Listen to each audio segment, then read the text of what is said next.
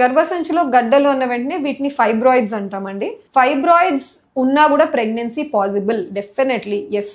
But ఈ fibroid దాని number ఏంటి, ఎన్ని ఉన్నాయి, వాటి సైజు, లొకేషన్ ఎక్కడున్నాయి, వీటన్నిటి ఫ్యాక్టర్స్ బట్టి ప్రెగ్నెన్సీ రావడంలో ఎంత కష్టం ఉండొచ్చు అనేది మారుతూ ఉంటుంది. ఇప్పుడు ఫైబ్రాయిడ్స్ 3 టైప్స్ ఉంటాయి. First type sub mucosal fibroids. ఇవి గర్భసంచి క్యావిటీ లోపలికి ఎక్కడైతే పిండం అతుక్కోవాలో అక్కడ ప్రెస్ చేస్తూ ఉంటాయి. సో ఇవి మాక్సిమం డిఫికల్టీ కాజ్ చేస్తాయండి ప్రెగ్నెన్సీ రావడానికి. అండ్ వీటిల్లోనే మీరు ఎక్కువ బ్లీడింగ్ ప్రాబ్లమ్, పెయిన్ ప్రాబ్లమ్స్ కూడా చూస్తూ ఉంటారు. Second intramural fibroids. ఇంట్రామ్యూరల్ అంటే కంప్లీట్ గా గోడలో ఉన్నాయి, పెద్దగా డిస్టర్బ్ చేయకపోవచ్చు, కానీ ఇవి మరీ పెద్దగా 3 సెంటీమీటర్స్ కంటే పెద్దగా ఉంటే ఏం ప్రాబ్లమ్స్ ఉంటాయంటే సేమ్ పీరియడ్ టైంలో పెయిన్ హెవీగా రావడం, ఎక్కువగా పీరియడ్ బ్లీడింగ్ ఉండడం, లేదా ప్రెగ్నెన్సీ వచ్చేసిన ప్రెగ్నెన్సీలో మిస్క్యారేజ్ అయ్యే స్మాల్ రిస్క్ ఉండొచ్చు. లాస్ట్ వచ్చేసి సబ్ సీరోజల్ ఫైబ్రాయిడ్స్. కంప్లీట్ గర్భసంచి గోడకి అవుట్ సైడ్ బయట భాగంలో ఉన్నాయి. వీటి వల్ల లీస్ట్ ఇంపాక్ట్ పడుతుందండి ఫర్టిలిటీ మీద. సో మాక్సిమం ఇష్యూ ఉండదు సబ్ సీరోజల్ ఫైబ్రాయిడ్స్.